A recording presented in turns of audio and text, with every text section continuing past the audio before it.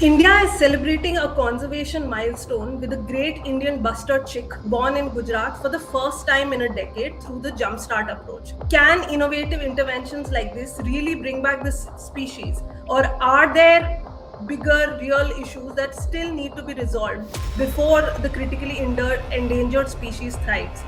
To discuss this, we have with us wildlife biologist Dr. Sumit Dookia. Welcome, sir. So thanks, Ananya, and thanks to Federal TV for inviting me to discuss about a very great success which we all received after many years of almost a kind of like waiting to see the birds into the wild. Right. So we already know now, a lot has been written about what the jumpstart approach is, what happened. One, question that I had, since this fertilized egg was transported from Rajasthan to Gujarat, is that these conservation attempts started because the Great Indian Bustard species was declining throughout the country, right? So then how is it that it is still doing maybe relatively better in Rajasthan, that these eggs were being able to be transported from there to Gujarat? So historically, Great Indian Bustard used to be found in almost 11 states of India, and right now it is found only in 4 to 5 states, and just one breeding population in Rajasthan, and that is also confined to one corner of the Rajasthan in the extreme west in Jaisalmer. So this is the only hope for the species recovery, and thanks to all the scientific community, conservation fraternity, since day and night people are working for the recovery of this particular species, and um there are various ways of species recovery. There are two ways: one is ex situ, another is in situ. So the current practice which we used to receive through the newspaper and other media sources about the chick born with the help of AI is like artificial insemination, and there are like captive like control incubation. So eggs were being picked from the wild and hatched into the control condition to imprint a human imprint or a foster human mother to the chicks. So these are all part and parcel of the long conservation journey of the Great Indian Bustard, and this project was designed somewhere way back through the long discussions and deliberate discussions, especially for the species recovery, because it Right. was very, yeah, very openly and patently visible in front of all of us that species is getting declined from the 1970s or 1980s. So it's not a or you can say like a sudden decline. So it was a rapidly declining species, and the nature of this particular bird or the Great Indian Bustard is very unique. It used to prefer very open grasslands with least human intervention. Now these two conditions are very interesting conditions, and finding such type of habitat is very tough nowadays. Right. So you said they were in multiple states and now they are confined to just four or five. So I wanted to know, why is it that this experiment was done in Gujarat only? Why was that state chosen? Okay, so Rajasthan captive or the conservation breeding program started in February or March 2019 after a tripartite agreement in between Rajasthan government or MOEF and Wildlife Institute of India. So the technical support was given, all the scientific and technical support was given by Wildlife Institute of India, and support financially from Kempa Fund of MOEF, Ministry of Environment, Forest and Climate Change, and logistics and other supports, place and other areas were given by Rajasthan Forest Department. So it's a tripartite conservation project, and in in this condition, there is only one female outside Rajasthan which was giving eggs, and consequently, continuously since last 3 years, she was laying egg, and that was infertile because there was no male visibly sighted in Gujarat since many years, like 4 to 5 years. Now this female was trying to give eggs, and it was there is no male, so fertilization chances were very weak. And Rajasthan was having good population of hand reared conservation breeding center. Hand reared birds were available with the facility. So it was envisaged that why not we have to do one more experiment, because the success of this project is very good. It was not believed that we will get success so fast. So when I was also part of one of the final decision this thing committee discussion in February 2019 in Aranya Bhavan, Jaipur, and it was a very good 2 days discussion happened about how to move ahead step by step. So the first was you have to collect the eggs from the wild, incubate them into the artificial conditions, in control conditions, hatch the egg in front of a human being to imprint the human image in the chick for the you can say like handling the wild species will be very very easy. And then these chicks were become adult in a very good control care and diet. And now these chicks become the generation F1 generation parents, and they started laying and mating eggs, mating and laying eggs after 3 years. Now we have generation 2 in the facilities, and this particular egg was an experiment to how to support the population outside Rajasthan, because when you are keeping everything in a single basket, it is not a wise decision. So it was very well planned, even in the proposal of the Bustard Recovery Plan, which was prepared in 2013. So this was the jump start approach, and jump start means like we are not waiting for a seed to grow as a sapling and then become a mature tree.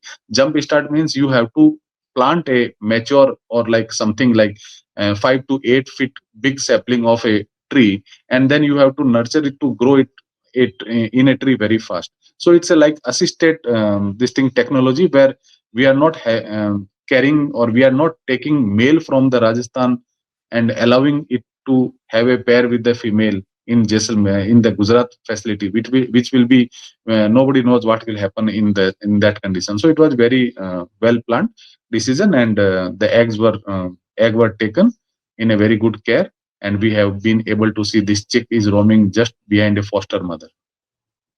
Yeah. So this is, of course, like you said, it is a big achievement. And these kind of innovations and breeding program is obviously it is producing some results. But the main issue why the species started declining is a loss of grasslands, like you only pointed out. So now what needs to be done on that front? Because would it be right to say that just this program without addressing the root cause is not going to lead to success? So what needs to be done for that? So, in my own understanding of more than 2 decades of roaming in that landscape, I realized that it is not possible to save the species, any species, if we are not having a secure, protected habitat. So, like in the beginning, I said ex situ and in situ. So, this is the captive breeding or conservation breeding is a ex situ approach. We need to save the habitat, and I am like uh, and day in and day out, I am like writing and saying that we have to secure the habitat. If habitat is secured, we will secure the bird. Because right now we are having more than, like as per the government record, more than 150 birds as per the population census of 2018. Now these 150 birds are roaming into the wild, and we all are celebrating all the success which is coming from the conservation breeding center, which is very good. We applaud their effort. But what is the status of these 150 wild birds? They are not breeding So anywhere, what do just you in the mean when you say Jaisalmer. Yeah. secure the habitat? What does that mean? What will need to start? What will need to stop, according to you? So, yeah. So it's a very well written, debated. Even in the Supreme Court decision is also court decision has also been being written. And with the help of the various wildlife volunteers in Rajasthan, we were able to capture 10 dead birds below the high tension power lines in last 6 to 7 years. That is a major threat. Nowhere it was available or nowhere it was being documented even in 2012 or 2013 when Bustard recovery plan was prepared. So it is very important that we have to revise the Bustard recovery plan, which was more than 1 decade old. We have good success in one point, but the Bustard recovery plan is saying many more objectives need to be achieved for holistic conservation approach. It is not visible right now in the field. I am talking about in situ. We have certain number of enclosures thanks to Rajasthan Forest Department. They secured some good habitat patch. Now, these good habitat patches are being supporting a wild population to lay eggs, and the success which we are seeing in the conservation breeding center, eggs are coming from that Jaisalmer in situ habitat. Now, Okay. in the last 3 4 years, in my own experience, with the help of the volunteers, I assessed in Jaisalmer hardly 8 to 10 or maximum 12 birds are 12 female birds are breeding every year. That is a very low population.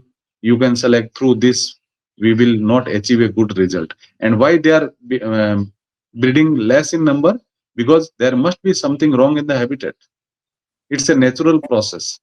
If you are having a Right. good habitat, if you are having a good diet, you will remain healthy and like you keep yourself fit. But if there is something wrong in the habitat, means something wrong in the diet, our biological system and our health will be totally affected. Sir, even here, I wanted to ask. It's a connected question. In Kutch, where this chick has been born in Nalia, which is a highly protected and guarded zone. So, what happened? The areas outside it, are like you said, those grasslands are not there outside this area. So, what does this mean for the in a long term sense? Because the chicks in this zone will be they may thrive, they may live, but what happens if the areas outside are not conducive to their survival? I just want to connect this with the experience or the available documents from Rajasthan. So, Wildlife Institute of India in this Bustard project is having, I think, 6 to 7 birds radio tagged. And there is one document available in these reports which they submitted into the Supreme Court case of Dr. M.K. Ranjit Singh versus Government of India or MOEF. So one bird is having around 2 kilometer um, annual movement, and one bird is having around 32 square kilometer annual movement, or you can say like even in certain days, in a single day, more than 20 to 30 square kilometer that particular bird is moving. Now imagine the size of this part of the landscape. Are we having that much of landscape available for a single bird to move without any disturbance? Jaisalmer is the Currently Jaisalmer is the best habitat, and even in that condition, the bird is moving more than 20 square kilometer per day. So we are very, like you can say, we are keeping our finger crossed. The probability is that we have to secure the more habitat outside that particular high security, highly guarded area to let the chick grow and roam into the wider Kutch landscape. It is not possible to keep them in a very limited area because, again, I am telling from my Rajasthan experience, this bird is feeding and roaming into almost all type of habitat. It is not restricted to only protected grassland. It used to visit the agriculture field. It used to visit the community own landscape. It also moves and feed along with the livestock, and it also goes into the protected enclosures. So it need mosaic of the landscape habitat. If you will secure only one, what about the others? So Right. it is good that we have to think on the habitat protection also. Sir, I also wanted to ask you that from this, whether it's called conservation breeding, captive breeding to rewilding, that is another challenge, right? What are the potential hurdles or challenges that can come in that process? Rewilding is like First, we did a very good experiment to imprint the human image into the chick.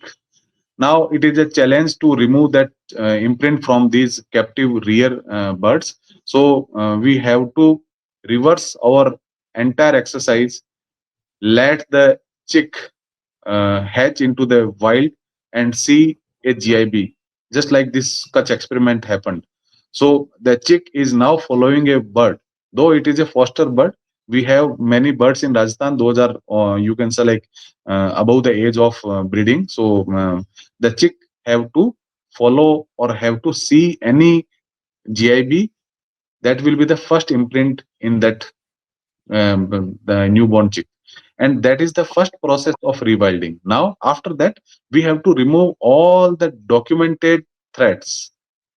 Keep in the mind, heavy electricity lines are already existing in that landscape, though Supreme Court order gave a 2-year deadline to remove the power lines from the identified areas.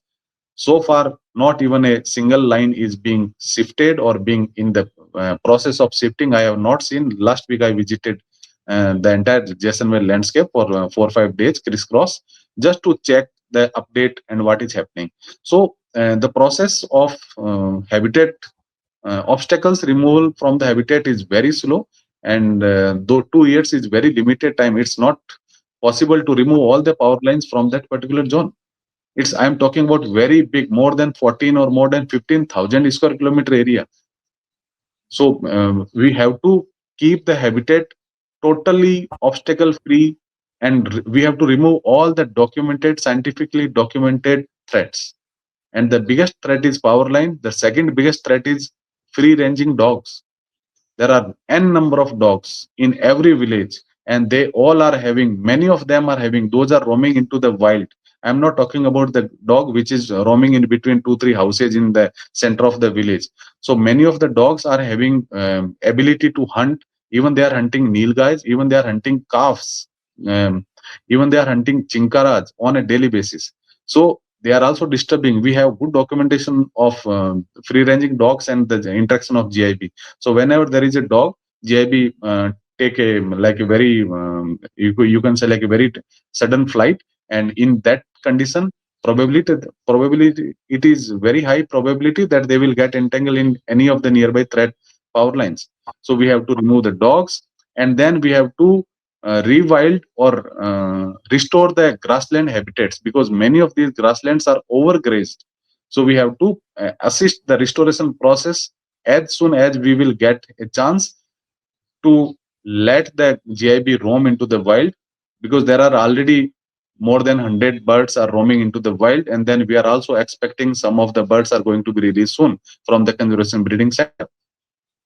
So, what would when if we say that this experiment was successful, what would success look like in the say next 4 5 years? What would have to happen for it to be a success? For me, like success, you just take an example of tiger recovery. So Project Tiger was launched in 1972 or 73 with around 1400 odd number of tigers, and now we are having more than 300 3800 tigers. So now it's a recovery. We have crossed that double, like multiplied in at least in a 2 times, and now the population is increasing in a very good number. In the same way, if we are having a Great Indian Bustard population documented 150, the Project Bustard document says that in 2042, F3 generation will be released. Now that is as per the Project Bustard document in 2013, but the success rate of all the good efforts are being done by young scientists of Wildlife Institute of India, Forest Department of Rajasthan, and good support of MOEFCC. The success is coming very fast, and it is a very commendable job they have done. We have to congratulate them. But the population in the wild at least should be double. Then we will see that there is a good success rate we are able to see. And so, how many birds do there need to be in one area for the population to be self-sustaining? Will that How, when do you see that happening?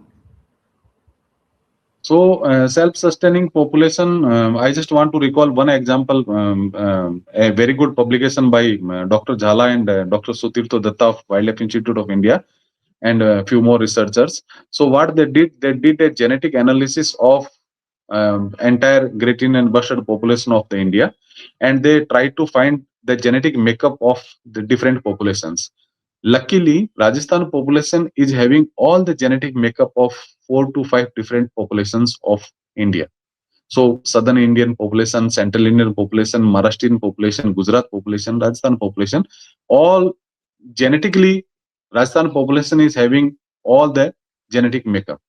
Now, this is very good, but currently all the birds are born and brought up in that same population, though it chances are very less that there will be a inbreeding, because scientific process, scientific conservation management exercise is being done, and they are taking full care of matchmaking of male and female, which will be allowed from which side of enclosure, just to check that there will be no inbreeding. But we have to keep in the mind that when the birds are going out, that at least few of the birds, like I am talking about Jaisalmer, there are two population. One is in the Pokhran side, around 70 kilometer in the eastern side of Jaisalmer city, and that another is Sudasri, some which is 70 kilometer west of the Jaisalmer city. So it's like 140 to 150 kilometer distance. These two populations are not meeting to each other. That is very well proven fact by the radio collar birds are not crossing the these populations, like meeting the another population. So these two populations are having some sort of different genetic makeup. Both the populations should have good 5, 10, 15 birds every year breeding.